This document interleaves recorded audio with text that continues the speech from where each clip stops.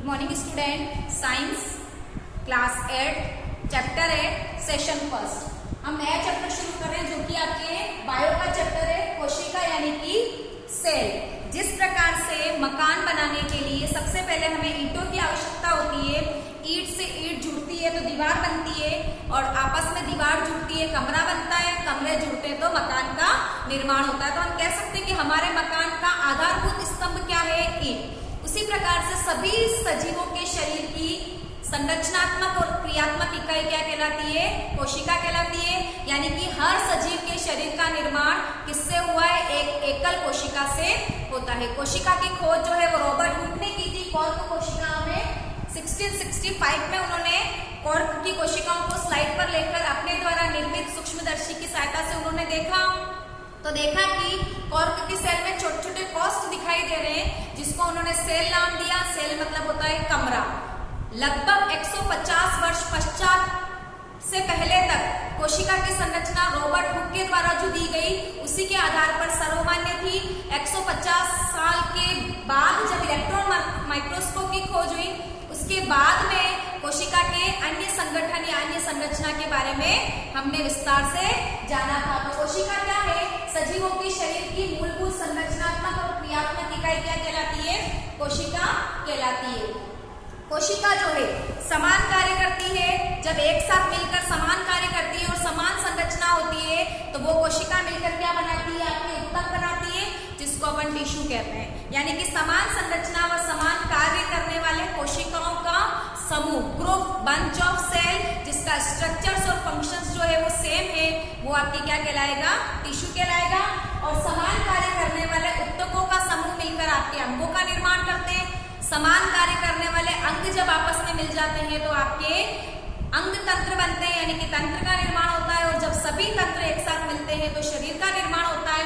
यहाँ पर हम देख सकते हैं, कोई रक्त कोशिका ले ली, पेशी ऊतक ले लिया, अंग में नाक ले लिया, फेफड़े ले लिए, तंत्र में श्वसन तंत्र ले लिया, पाचन तंत्र ले लिया, और सभी तंत्र आपस में मिल जाते हैं तो किसका निर्माण होता है? शरीर का निर्माण होता है। इस चैप्टर में अपन सेल के ऊपर डिस्कशन ज्यादा करेंगे। नेक्स्ट अपन देखेंगे कोशिकाओं की आकृति, आकार, साइज, शेप और संख्या जो है वो भिन्न भिन्न होती है।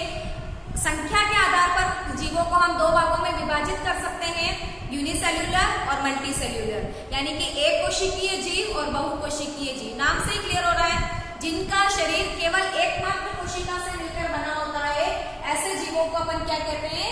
एक कोशिकीय जीव कहते हैं। एग्जाम्पल है इसका अमीबा ले लो, यूग्लिना ले लो, पैरामीशियम्स ले लो। बहुकोशिकीय जीव किसको कहते हैं? जिनका शरीर दो या दो से अधिक कोशिकाओं से मिलकर बना होता है, उसको अपन बहुकोशिकीय जीव कहते हैं। इसमें मानव आ गए, सारे एनिमल्स आ गए, कुछ जीवाणु हैं, कुछ वायरस हैं, वो जो है वो आपके क्या है? बहुकोशिकीय जीव के अंतर्गत आते हैं। आकार की बात करें तो कार्य के आधार पर कोशिकाओं का आकार जो होता है वो भी निश्चित आकार का होता है। जैसे कि अगर अपन देखें, अमीबा का शरीर जो है वो पूरी एक कोशिका से निर्मित है। यानी कि एक कोशिका है वही अमीबा के पूरे शरीर का निर्माण करती है, और इसी एकमात्र कोशिका के द्वारा आपके पाचन का काम, श्वसन का काम, उत्सर्जन का काम, सर्कुलेशन का कार्य जो है वो किया जाता है। जैसे इसकी आकृति जो है वो निश्चित नहीं होती है, अनियमित होती है। यानी कि कोशिका, इस अमीबा को अगर कोई गति करनी होती है तो इसके शरीर में कुछ विशेष प्रकार के पार्ट बनते हैं, जिसको अपन स्यूडोपार्ट कहते हैं, आभासी पार्ट। फिक्स नहीं होते हैं, आवश्यकता अनुसार उसका शरीर जो है वो इस प्रकार के पैरों की संरचना में डेवलप हो जाता है और गति करता हुआ वो भोजन के कणों तक पहुंचता है। वहां जाने के बाद में खाद्य दानी का निर्माण हो जाता है। वहां से फिर भोजन के कणों का पाचन होता है और आवश्यकता अनुसार उन पोषक पदार्थों को विसरण से अंदर लेना और बाकी रिक्तिकाओं के द्वारा उत्सर्जित पदार्थों को बाहर निकालना। तो ये पूरी कोशिका एक शरीर यानी कि एक जीव का निर्माण कर रही है। दूसरा अपन देखें, मानव में देखें तो रक्त कोशिका जो कि गोलाकार होती है, तर्करूपी कोशिका जो कि पेशी कोशिकाओं के अंतर्गत आती है और मांसपेशियों का निर्माण करती है, ये रक्त का निर्माण करती है। और मानव शरीर की सबसे लंबी और ब्रांचेस शाखान्वित कोशिका जो होती है वो कौन सी होती है? तंत्रिका कोशिका। तंत्रिका कोशिका लंबी भी होती है और शाखान्वित होती है। क्यों? क्योंकि तंत्रिका कोशिका का काम होता है शरीर के समस्त कोशिकाओं तक उद्दीपनों को पहुंचाना और ब्रेन या मस्तिष्क के द्वारा दिए गए रेस्पॉन्स को वापस संबंधित अंगों तक लाना। तो शरीर की हर कोशिका को जोड़ना और सेंसेशंस को लेना और उसके अनुसार रेस्पॉन्स करना, स्टिमुलेशंस को लेना और रेस्पॉन्स देना। इस कारण से इसकी कोशिका जो होती है वो लंबी होती है और शाखान्वी होती है। साइज की बात करें अपन तो कोशिका जो है वो 1 माइक्रोन से लगाकर लगभग 170 माइक्रोन से लगाकर 130 mm तक हो सकती है। सबसे छोटी कोशिका जो होती है वो आपकी 0.1 से 0.5 तक होती है, जो कि एक जीवाणु कोशिका है। और सबसे बड़ी कोशिका की साइज जो है वो आपके मैंने यहाँ लिखी है, दिस वन इज शुतुरमुर्ग का अंडा, जो कि एक प्रकार की सबसे बड़ी जीवित कोशिका है। अंडा जो है वो अपने आप में एक जीवित कोशिका को रिप्रेजेंट करता है।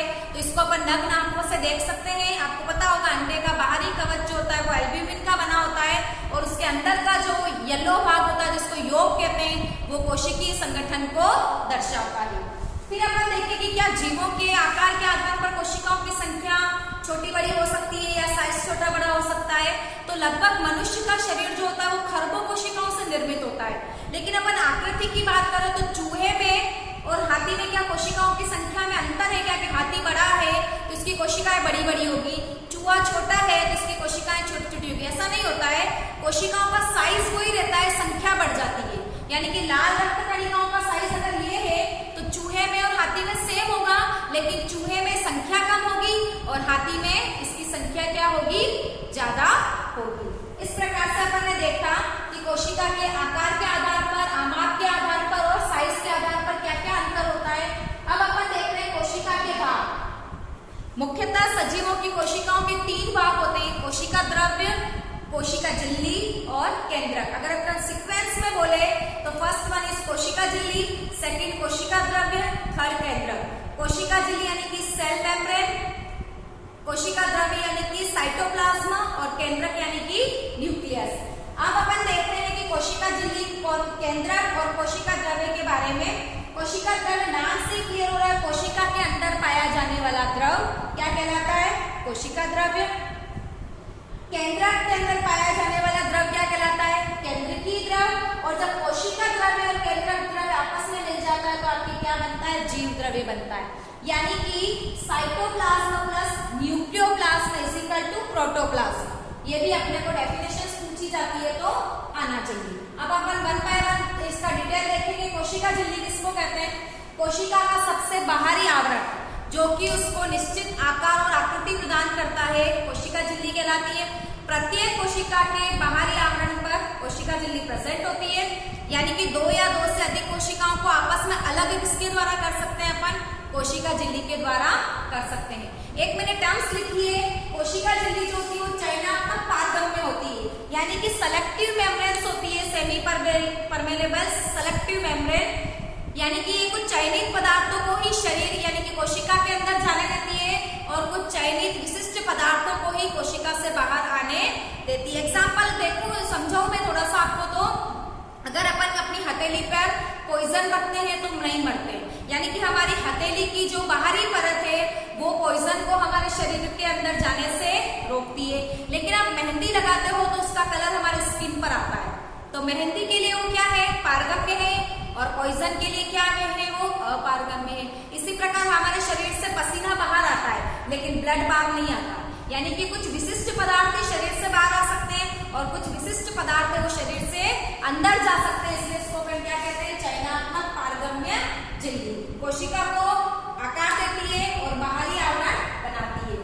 जनरली कोशिका झिल्ली के बाहर पादप कोशिकाओं में या कुछ जीवाणुओं में बाहरी परत पाई जाती है जो कि कठोर आवरण बनाती है, जिसको अपन सुरक्षात्मक आवरण भी कह सकते हैं, जो केवल पादप कोशिका में उपस्थित होती है और जनरली सेलुलोज की बनी होती है। कोशिका झिल्ली जो होती है वो आपके प्रोटीन्स की बनी होती है, काइटिन्स की बनी होती है, और जो आपकी कोशिका दिखती है वो सेलुलोज की बनी होती है। और कोशिका को बाहरी आघातों से, तापमान में परिवर्तन से, अत्यधिक वर्षा से, जलवायु परिवर्तन से उसकी कोशिका की क्या करती है? सुरक्षा करती है। सेकंड अपन देखिए कोशिका द्रव्य। झिल्ली के समान यानी कि सेमी लिक्विड होता है, नहीं तो ज्यादा लिक्विड नहीं ज्यादा ठोस, झिल्ली के समान स्ट्रक्चर होता है और कोशिका झिल्ली और केंद्रक के मध्य पाया जाता है, जो कि क्या करता है? कोशिका झिल्ली को और केंद्रक के बीच में जो रिक्त स्थान होता है उसमें जो द्रव भरा रहता है उसको अपन कोशिका द्रव कहते हैं। और इसी कोशिका द्रव्य के अंदर कोशिका के विभिन्न अंग पाए जाते हैं जिसको अपन कोशिका अंग कहते हैं, जैसे कि mitochondria, Golgi body, ribosomes, lysosomes, endoplasmic reticulums, ये सारी संरचना जो होती है वो आपके इस कोशिका द्रव्य के अंदर निहित होती है। इनके बारे में डिटेल अपन नेक्स्ट सेशंस में देखेंगे। केंद्रक, केंद्रक कोशिका का नियंत्रण केंद्र होता है, यानी कि माइंड ऑफ सेल्स। कोशिका को नियंत्रित करने का काम कौन करता है? केंद्रक करता है। सेंटर में पाया जाता है इसलिए इसको केंद्रक कहते हैं। सामान्यतया गोलाकार होता है और जिस प्रकार कोशिका के बाहरी आवरण को कोशिका झिल्ली कहते हैं उसी प्रकार केंद्रक के बाहरी आवरण को अपन केंद्रक झिल्ली कहते हैं। न्यूक्लियर मेम्ब्रेन, न्यूक्लियर मेम्ब्रेन जो होती है वो भी छिद्रयुक्त होती है ताकि कोशिका द्रव्य और केंद्रकीय द्रव के बीच में आदान प्रदान होता रहे, कनेक्टिविटी बनी रहे। केंद्रक के अंदर धागेनुमा संरचना पाई जाती है जिसको अपन गुणसूत्र कहते हैं या क्रोमोसोम्स कहते हैं। क्रोमोसोम्स का काम होता है विभाजन के समय हमको क्रोमोसोम्स जो है वो दिखाई देते हैं, बाकी वो नेट के समान या जाल के समान स्ट्रक्चर से होते हैं इसलिए अपन सिंगल क्रोमोसोम को नहीं देख सकते हैं। विभाजन की अवस्था में वो धागे की समान संरचना से विशिष्टीकृत होकर अपने को दिखाई देते हैं। क्रोमोसोम्स यानी कि गुणसूत्र जो होते हैं वो एक पीढ़ी से दूसरी पीढ़ी में आनुवंशिक लक्षणों का स्थानांतरण करते हैं। उन गुणसूत्रों के ऊपर पल्स या बीड्स लाइक स्ट्रक्चर्स पाए जाते हैं जिसको अपन जीन कहते हैं। और जीन जो है वो आनुवंशिक इकाई है, यानी कि एक लक्षण को निरूपित करता है एक जीन। एग्जाम्पल देखें कि आपके मम्मी की आंखें अगर बुरी है तो अगर आपके मम्मी के बच्चे की आंखें भी बुरी यानी कि आपकी या आपके भाई बहनों की, इसका मतलब वो बुरी आंखें का जीन जो है वो माता से उस भाई बहन के अंदर आया है। अगर उसने अपना प्रभाव दिखाया तो आंखें बुरी होगी और अप्रभाव दिखाया है, अप्रभावी तौर पर उसमें रहा तो उसकी आंखें बुरी नहीं होगी। तो हम कहते हैं ना ये हमारे मम्मी जैसे मिलती है, इसके बाल पापा जैसे हैं, इसकी शक्ल बुआ जैसी है। तो ये सारे सिम्टम्स कहाँ से आते हैं? जीन के द्वारा एक पीढ़ी से दूसरी पीढ़ी को स्थानांतरित किए जाते हैं। लगभग 8 पीढ़ी तक लक्षणों का स्थानांतरण होता है, पापा, दादा, परदादा और आगे से आगे तक अपन देखें। फिर अपन देखें कि केंद्रक के बाहर की झिल्ली के आधार पर कोशिकाएं 2 प्रकार की होती है, प्रोकैरियोटिक सेल और यूकैरियोटिक सेल्स। ऐसी कोशिकाएं जिसमें केंद्रक झिल्ली पाई जाती है उसको अपन यूकैरियोटिक सेल कहते हैं। और ऐसी कोशिकाएं जिसके अंदर केंद्रक झिल्ली एब्सेंट होती है, यानी कि जो केंद्रकीय पदार्थ है वो कोशिका द्रव्य के अंदर ही बिखरा रहता है, ऐसी कोशिकाओं को अपन प्रोकैरियोटिक कोशिकाएं कहते हैं, जैसे कि नीलहरित शैवाल। और यूकैरियोटिक कोशिकाओं का उदाहरण आप बहुकोशिकीय जीवों के बारे में ले सकते हैं। प्रोकैरियोटिक कोशिकाओं जो केंद्रकीय पदार्थ होता है वो आपका कैरियन कहलाता है, जो अपन आगे और डिटेल में पढ़ेंगे हायर क्लासेस में। अब अपन कंपैरिजन देखिए पादप कोशिका और जंतु कोशिका। मैंने डायग्राम बनाया है, यहाँ पे आपको स्ट्रक्चर्स को देखने से ही पता चल रहा होगा कि पादप कोशिकाओं में 2 परतें दिख रही है, आंतरिक परत कोशिका झिल्ली, बाहरी परत कोशिका भित्ति। यानी कि पादप कोशिका में कोशिका भित्ति प्रेजेंट होती है। दूसरा आपको दिख रहा होगा पादप कोशिकाओं में केंद्रक जो है वो परिधि की ओर है, जबकि एनिमल सेल, ऐसी मतलब एनिमल सेल, इसी मतलब प्लांट सेल, इसमें केंद्रक आपको बीच में दिख रहा है। इसमें आपको रिक्तिका या वैक्यूल बड़ी दिख रही है, जबकि इसमें रिक्तिका या वैक्यूल जो है वो छोटी दिख रही है।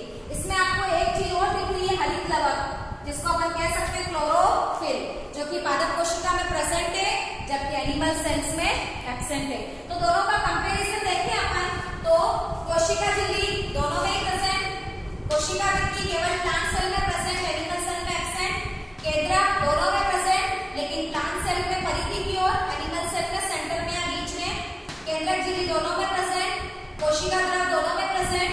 प्लास्टिड यानी कि क्लोरोफिल जो होता है वो प्लांट सेल में प्रेजेंट होता है, एनिमल सेल में एब्सेंट। इसीलिए पादप जो है वो स्वकोशी होते हैं और सूर्य के प्रकाश की उपस्थिति में अपना भोजन स्वयं बना लेते हैं। रिक्तिकाएं प्लांट सेल में बड़ी जबकि जंतु कोशिकाओं में छोटी या अनुपस्थित भी हो सकती है। तो हमने देखा किस प्रकार से पादप कोशिका और जंतु कोशिका में अंतर है। और अगर अपन देखना चाहें तो पादप कोशिका में कोशिका अंग जो होते हैं वो कम विकसित होते हैं, जबकि जंतु कोशिका में कोशिका अंग जो होते हैं वो अति विकसित होते हैं। एक मैंने और बात बताई, केंद्रक के यहाँ पर एक छोटी सी संरचना पाई जाती है जिसको अपन केंद्रिका या न्यूक्लियस कहते हैं। ये केवल विभाजन के समय पादप कोशिका में जबकि जंतु कोशिका में ये हमेशा उपस्थित होता है। कुछ मैंने टर्म्स लिखी है कि केंद्रक की खोज जो है वो आपके रॉबर्ट ब्राउन द्वारा की गई थी। गुणसूत्र जो होते हैं वो आनुवंशिक लक्षणों को एक पीढ़ी से दूसरी पीढ़ी तक स्थानांतरित करते हैं और जीन जो है वो सजीवों के लक्षण की आनुवंशिक इकाई है। तो हमने 8th चैप्टर में कोशिका के बारे में, कोशिकाओं के आकार, आमाप, साइज के बारे में और कोशिका के विभिन्न भाग जैसे कि कोशिका द्रव जिसको साइटोप्लाज्म कहते हैं, कोशिका झिल्ली जिसको प्लाज्मा झिल्ली भी कहते हैं, सेल मेम्ब्रेन और केंद्रक यानी कि न्यूक्लियोलस, और प्रोटोप्लाज्म किसको कहते हैं, साइटोप्लाज्म और न्यूक्लियोप्लाज्म मिलकर आपके क्या बनाते हैं, प्रोटोप्लाज्म बनाते हैं। इसी प्रकार हमने आगे कोशिका के बीच में अंतर देखा प्लांट सेल और एनिमल सेल के बीच में।